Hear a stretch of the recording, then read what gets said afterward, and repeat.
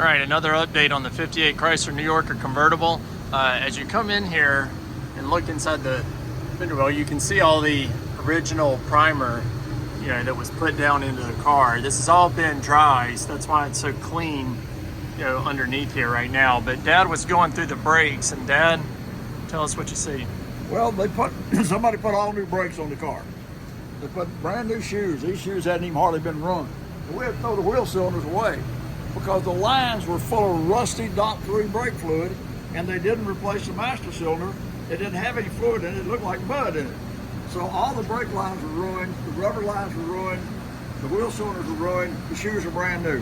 So we went in and put brand new wheel cylinders, new rubber lines, and all new brake lines throughout the whole car. You can't leave this 50 and 60-year-old brake lines and fuel lines on these cars because the inside of them gets rusty, and you just got a big mess. Yeah, so guys, if you look in the comment section, I'll post a picture of what he's talking about. But each day we're getting a little closer and closer. Uh-oh. Dad's walking over to here. These were the brand new lines that we took off the car. Yeah, you can see inside of there. Yeah, they're full of rust. Yeah, pretty nasty. Yeah. So slowly but surely the car's getting ready to be roadworthy, and then eventually we'll find its new home.